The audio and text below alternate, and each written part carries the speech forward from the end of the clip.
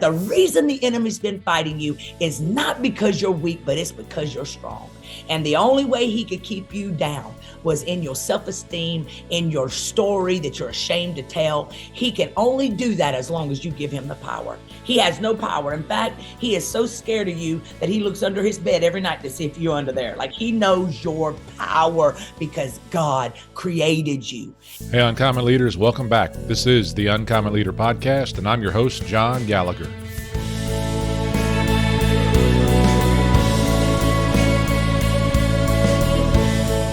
Kim Jones, what a pleasure it is to have you on the Uncommon Leader Podcast. I'm so looking forward to our conversation today. How you doing?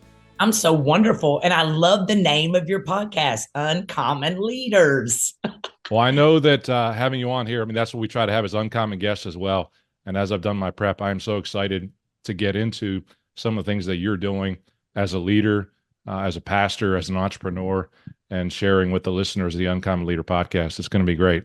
Yes. But I always start my first-time guests with the same question, and I won't let you off the hook either. And that's to tell me a story from your childhood that still impacts who you are today as a person or as a leader. You know, I was raised in a preacher's home, and in the home, it was just very strict. God's mean, God's this, God's that. And I remember about 7 years old, I had my own encounter with God, just where I felt God's grace. And I knew that God had called me to love people back to life at that young age. And even though my dad didn't believe in women preachers at the time, I knew that God didn't make a mistake with me. And so even when I went wayward, I always knew God's grace, and I'm thankful for that. And so as a kid, I'm thankful that I was raised in the heritage that I was raised in. I'm thankful that I was raised around knowing that God is the kind of God that will go after the least, bring them out. He loves to use people with the worst past to create the best futures. And that's always stuck with me. I'm really thankful for even the rough religion that I was raised in, because it kept me literally centered on a good father. No, I so appreciate that, Kim. And as I listened through to what you said there, I can't wait to hear a little bit more about your story. There's a quote that I borrowed from Rory Vaden who says, "We are most powerfully positioned to help the person that we used to be." And I can hear that and I can see that in your story. It's something that rings true for so many of us. We're here to talk today about your new book, though, Unstuck, 90 Days of Inspiration, Encouragement, and the Promise of New Life by not just Kim Jones, but by Real Talk Kim. So I want to learn a little bit more about that as well. But specifically about the book, this is not your first book. You've written many. Why this book, and who did you write it for? You know, I was the type of person that my whole life, I was in special ed, like all throughout my whole childhood, all the way through elementary, junior high, high school. I always had to leave for an hour to go get extra help. And that label that I held on to, didn't even realize that that was a rejection root that the enemy had placed in me, because he knew at about 40 years old, I was going to figure it out. And I was going to figure out that God had his hand on my life and that thieves don't rob empty vaults. And so I wrote this book because it is for those people, number one, that don't like to finish books. I always wrote all 6 of my books that I've written. I am the most uncommon author because I still don't know where commas go. I thank God for editors. I literally write my post the way I talk, and you got to be in the Holy Ghost to interpret it. But I wrote this book because I know how important it is that when you're finding yourself feeling like you're stuck, we all do. We all go through those seasons in our life where we feel like, man, if I wouldn't have married that person, my daddy told me not to, and I did it anyway. I set myself back. I was married 18 years when that marriage ended. I was the only one in my family that couldn't keep a marriage, and I was beating myself up. And I realized one day that I'm not stuck because I'm not a tree. And I remember laying in my bed one night and I was like, God, take this pain away from me. And I was praying those prayers like God was a genie in a bottle. And I remember that night so distinctly at 37, 38 years old, when I heard the Lord say to me, just a still small voice, I can't take it away. You got to get up and walk away from it. You got to break the labels. And so this book is literally 90 days. I think it takes 3 months to really level out. Like when you've been stuck, when you've walked through rejection, when you walk through pain, sometimes it takes a minute to get yourself unstuck from the way you've been thinking, from the labels that were put on you, from the relationships that you were in that the enemy sent to be counterfeits to cause you to stay stuck. 90 days. It's one devotion a day where I talk about, I will have you know in that Bible, because I talk about people in that word that God used that went the wrong direction. Like Jonah told to go to Nineveh. He's like, peace out. I don't feel like listening to you because you ain't been here for me. But yeah, God sent a fish and said, fish, go follow Jonah because he's going to need transportation back to where I told him to be in the first place. And so that's what this whole 90-day Unstuck is about. It's letting you know that you got the power. And as long as you got a pulse, God's got a plan, but you got to see it. You got to move your leg even when you don't know where you're going. So every day, 90 days, if you'll commit to this Unstuck journal with me. It's easy to read. It's for people that don't have a big memory to stick to something. You will be unstuck in 3 months. I'm saying the first month, Craig. Kim, you're so spot on. And for me, I mean, I've had a chance to preview the book, and I know it's coming out today as we release this podcast at the same time your book's coming out. But for me, you're right. I don't have that long memory. It's an opportunity for me, and I love you share a verse, you share a story, part of your story as well. That's very impactful. So it's not one of those things that you're just kind of making it up as you read it. It's your story, and then you have a prayer at the end of each devotional that just gets everybody focused, and to your point, gets them unstuck. Yep. So you're also an entrepreneur. You're a coach, and I'm curious, as you've come across them, my guess is you've written this based on some of those stories of the folks that you coach as well. What are some of the things that keep us stuck in that space that don't allow us? I mean, you mentioned it takes 90 days to get out of it, but what are the things that keep us stuck?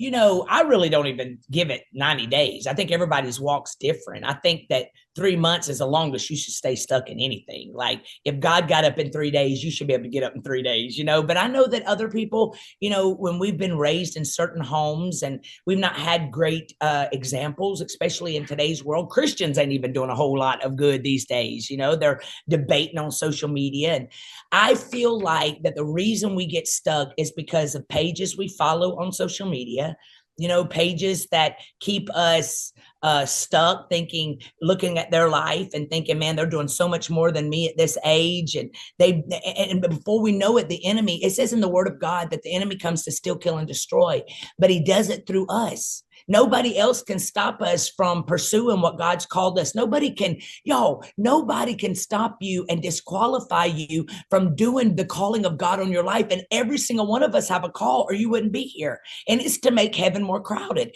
And the way you make heaven more crowded is own your truth. Stop being embarrassed of the path that you took. Maybe it was different from what your daddy wanted you to do, your mama wanted you to do. But when you came out of your mama on your birthday and the doctors heard why, hell, heard purpose, destiny, a game changer, a nation shifter, a demon slayer, a trailblazer.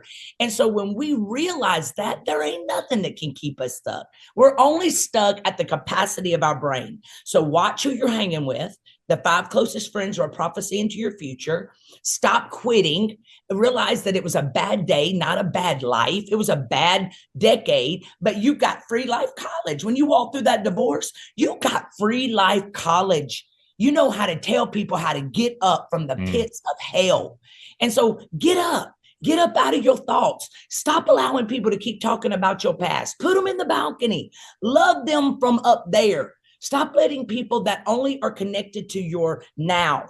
You can't hang out with people that are connected to your now or your past. You got to hang out with people that are going where you want to go. And so that's what keeps us stuck. You, Y-O-U. You keep yourself stuck because you don't really believe that when you were born, God took strategic time creating every flaw that you see. And the flaw to you is flawsome to him. That's what keeps us stuck, our minds. Listen up, listeners. Real Talk Kim is bringing it to you right there in terms of understanding, because I think I just checked off about 3 boxes I wanted to ask with regards to some of those things. The isms that you have in this book are pretty cool. You need to align with people who fit your destiny, not your history. Just love that in terms of you sharing that. Real Talk Kim, where did that name come from? Where did the Real Talk come from, Kim? How did you grow into that, or were you always like that?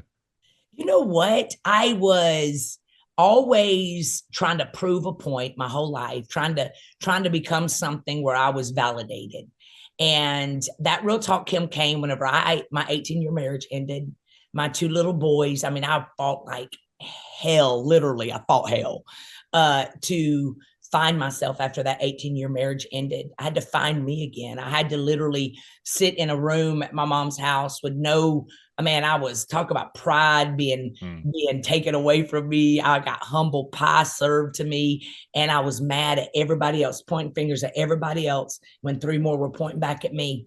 And I remember one night I'm at my house, and it's crazy because you realize the people that you were needing validation from were never really even valid to give you the affirmation that you needed. God was supposed to give you that all the time.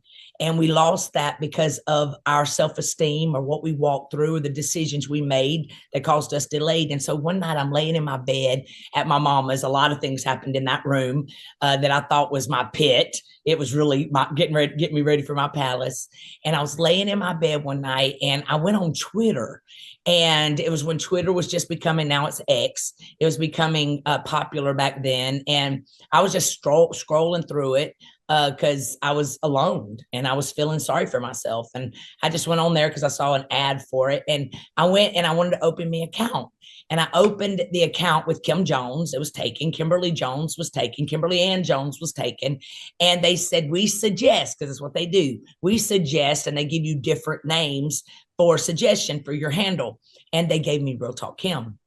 And I thought, that's so crazy. I'll just take it tonight. I don't even know anything about Twitter anyway. I took that name and didn't go back on it for 2 years. And I remember I was literally coming out. I was working at Bloomingdale's at the time. I was finding me. I was breaking off depression and generational curses. And I mean, I was literally getting so saved. Being raised in a preacher's home did not get me saved. It was me hitting rock bottom and finding the rock at the bottom, which was Jesus. And I literally went back on because I got to preach my first sermon at 41. And they had a flyer and they said, please share it on all your platforms. And so I was like, well, I got a Twitter. Let me see if I can remember it. And I went back in, and it was Real Talk Kim, and I had 11,000 followers. And I was like, what? But I had been on Facebook doing little 1-minute clips in my car that weren't even that good. I was just talking to me, prophesying to me. Today's your day. You're coming out of this thing. Giving up ain't an option. And those videos had got me known on platforms that I wasn't even present on. I was in my healing. I was in my birthing process and didn't even know it. And I went on there and had 11,000 followers. And then a year later, Preachers of Atlanta came to me and said, we want a crazy show. But it was God. God used it to elevate me because I made him more famous. But I ended up with that name that God gave me because God is in the details. And he knew that he was going to use me to set millions of people free from themselves to find him. And that name, Real Talk Kim, would already let them know, you coming on this page, there ain't no apologies for what comes out of my mouth because God is leading me. And that's how it was birthed, through Twitter. So God is in the details. Through the suggested list from Twitter. I love that. Actually, that is so fascinating to hear that story. I mean, there are things, if we are listening to the whispers, that God is talking to us, right? And there are some things that we just can't deny as we look back on them. Like, that cannot deny them as you look back, and hopefully you recognize them when they happen. I know I have those stories in my life in terms of he was whispering to me and I let him go, and I look back a few years later, I'm like, I think he was telling me something I wasn't quite ready for. So I love that as a story. And actually, it reminded me too, again, the titles of some of your devotions are really cool, from Scars to Stars.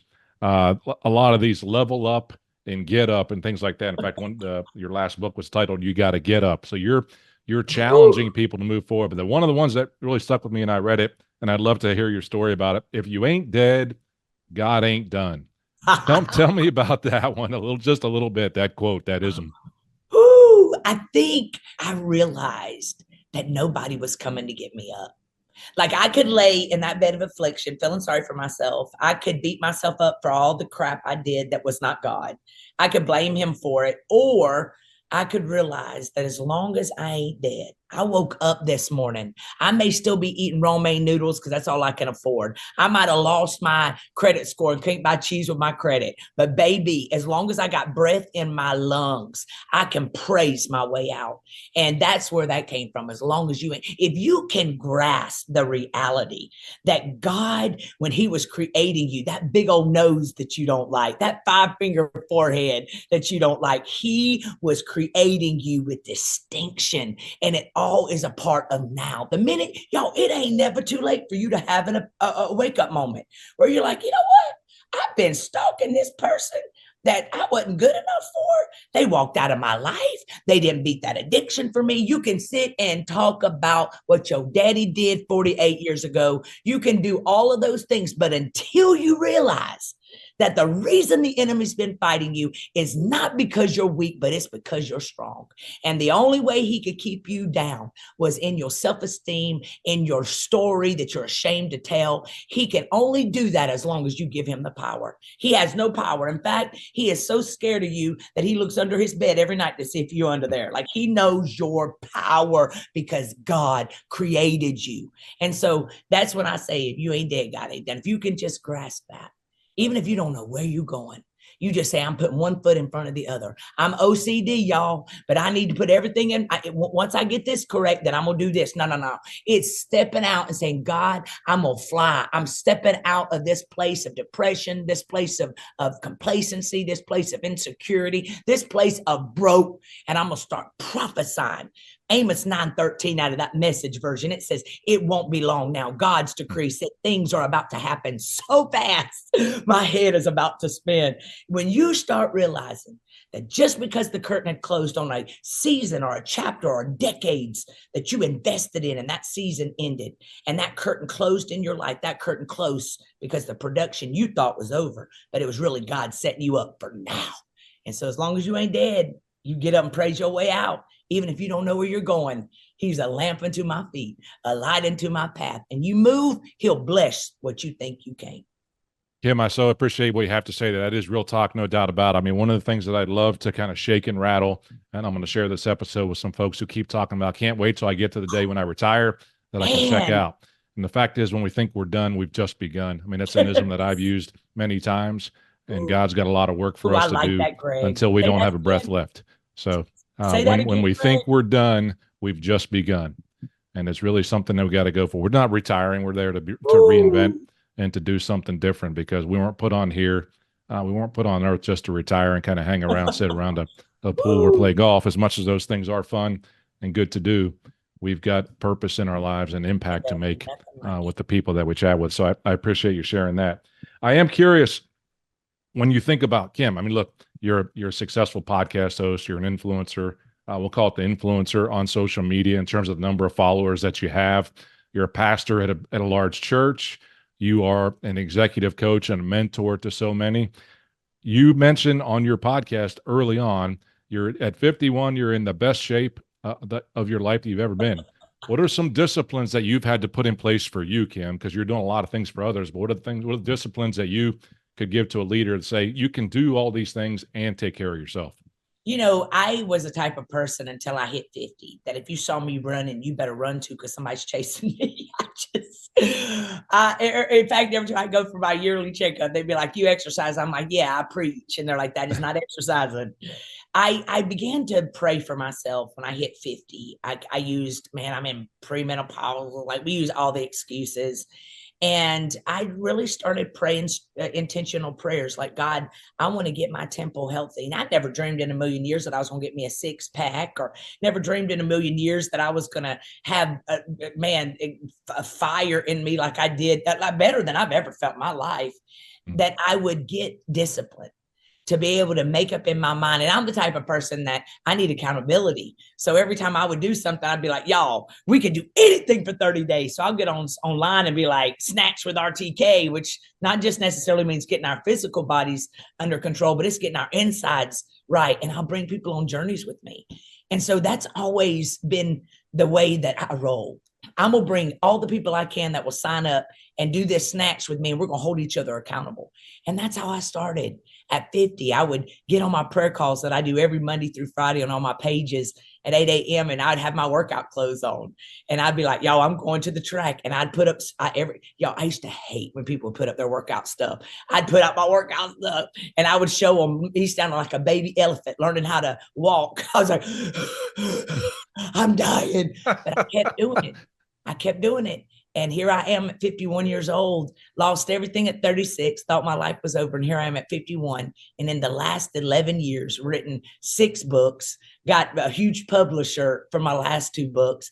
And I'm out here working out and living the example that I'm preaching. And so it ain't never too late. I'm telling you, we're on something right now where I'm making everybody do these workouts. I mean, every month I'm doing something else. In August, it's Unstuck. That means we're getting unstuck from eating, emotional eating, sitting on the couch, scratching your behind, eating bonbons. We're getting up and putting feet to our faith and actions. We are walking what we talk. And we ain't living like liars because we're really doing it.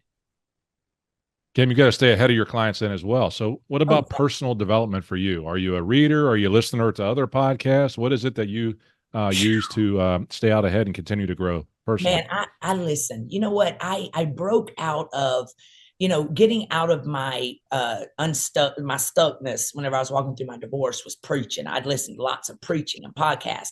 Now I expand. I listen to people that are where I want to go.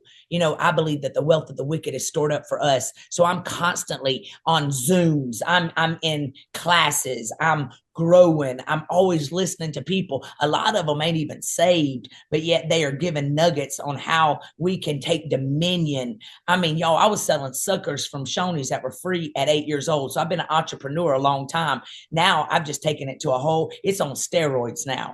I'm putting out master classes. I am doing all kinds of ebooks. I am coaching the RTK Inner Circle. I'm doing masterminds, which is my one-on-one coaching. Now, I know what I carry is activating for the world. And so you are too. The thing that you've walked through that you feel like I'll never get out of this, there's something in you that started when you were a child that you got to go back and get that dream back.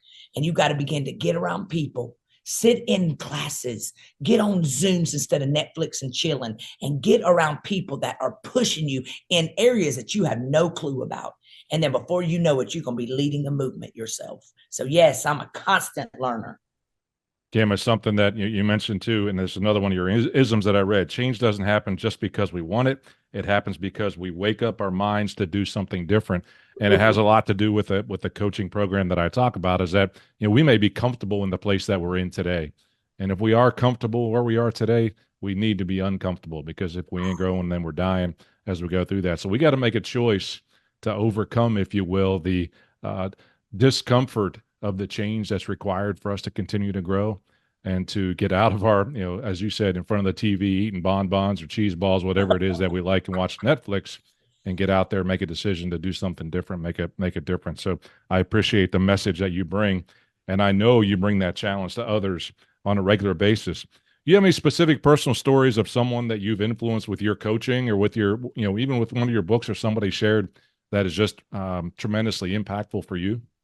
I have this story that I hold on to, and it happened when I didn't think I had a voice. It was me jumping on lives, and I would be on there saying, "Come on in. Oh, I see y'all coming in. Welcome, welcome, welcome. I see you. Oh, thank you for joining me today." There wasn't one person watching, no one person watching.